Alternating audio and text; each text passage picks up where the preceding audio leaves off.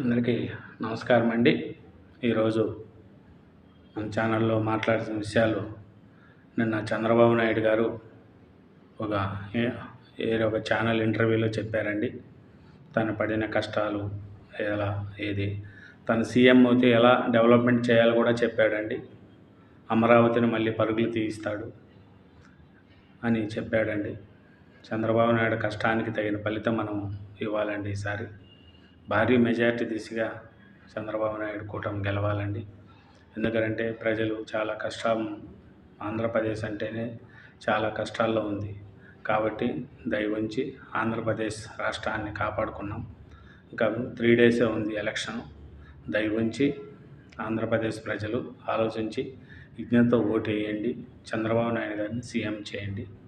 అలాగే కొన్ని విషయాలు మనం మాట్లాడుకోవాల్సి వస్తే ఇంకా శ్రీరెడ్డి ఆయన రెచ్చిపోతుందండి. శర్మిలాను, సునీతను వాళ్ళను నువ్వు రాజశేఖర రెడ్డి బిడ్డవా అట్లా ఇట్లా అని వగర్ లాంగ్వేజ్ మాట్లాడుతుంది శ్రీరెడ్డి గారు. అట్లా మాట్లాడకండి. ఎందుకంటే రాజశేఖర రెడ్డి కూతురు అంటే అందరికి గౌరవం ఉంటుంది. అలాంటి వాళ్ళు జగన్ దగ్గర డబ్బులు తీసుకొని నిన్ను తిట్టించి ఉండొచ్చు. జగన్ కంటే బుద్ధి లేదు, మీకు లేదా బుద్ధి? రాజశేఖర రెడ్డి బిడ్డను ఆడ కూతుర్ని అలా తిట్టడానికి జగన్ దగ్గర డబ్బులు తీసుకొని జగనే నిన్ను తిట్టమన్నాడా? చెప్పండి. సొంతం చెల్లెల్నే తిట్టమంటున్నాడా? అమ్మను చెల్లెల్ని కూడా తిట్టమంటున్నాడా? అలాంటివి చేయకండి శ్రీరెడ్డి గారు. అట్లాంటి పద్ధతి చేయకండి. చిరంజీవిని తిడతారు, పవన్ కళ్యాణ్ తిడతారు, వాళ్ళ కూతుర్ల గురించి తిడతారు. అంత ఒక ఆడ మనిషిగా ఉండి మీరు అలా మాట్లాడితే ఎట్లా అండి శ్రీరెడ్డి గారు? అది పద్ధతి కాదు, మాట్లాడకండి. ఎందుకంటే సమాజంలో తిరుగుతూ ఉంటారు మీరు కూడా, మిమ్మల్ని కూడా ఒకరు ఆలోచించాలి. అట్లా మాట్లాడకండి. ఇంకా పోసాని కృష్ణమురళి గారిని చూస్తే జాలి వేస్తుందండి. ఆయన ఏం మాట్లాడతాడో పిచ్చి పిచ్చి మాటలన్నీ మాట్లాడుకుంటూ ఉంటాడు. జగన్ దగ్గర డబ్బులు తీసుకుంటూ పిచ్చి పిచ్చి మాటలు మాట్లాడుకుంటూ ఉంటాడు. అది మంచిది కాదండి. పోసాని కృష్ణమురళి గారు ఆలోచించండి. మీరు కూడా మంచిది కాదు. ఆలోచించుకోండి. ఎందుకంటే రాజకీయ నాయకులను వాళ్ళు ఇచ్చే డబ్బు కోసం ఆశపడి అట్లా మాట్లాడితే అవుతుంది.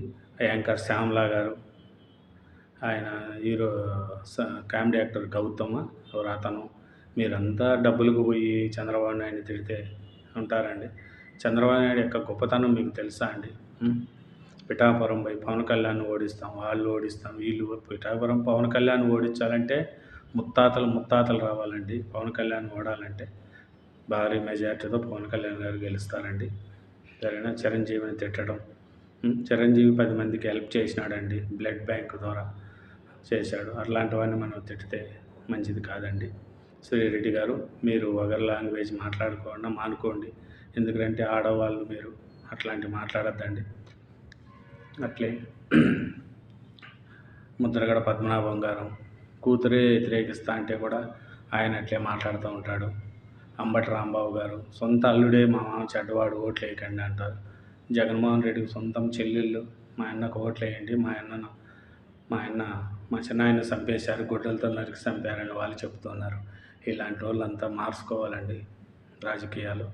ఎందుకంటే మనకు ప్రశాంతత, మంచి రాజకీయ నాయకుడు కావాలండి. లేకపోతే మంచి రాజకీయ నాయకుడు కావాలండి. ఈ ఉండే పరిస్థితికి రాజకీయ నాయకుడు లేకపోతే ఆంధ్రప్రదేశ్ డెవలప్మెంట్ కాదు. కాబట్టి దయవుంచి చెప్తున్నాను, ఆంధ్రప్రదేశ్ను డెవలప్మెంట్ కావాలంటే ఇంకా 3 డేసే ఉంది. మంచిగా ఆలోచించి ఓట్లు వేయండి. చంద్రబాబు నాయుడు గారిని సీఎం చేసుకుంటే రాజధాని, పోలవరం అన్నీ డెవలప్మెంట్ అవుతాయి.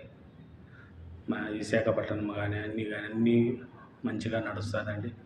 దయవించి చెప్తున్నా, మంచిగా ఆలోచించి ఓట్లు వేయండి. నా ఛానల్ని యాక్సెప్ట్ చేయండి. Thank you.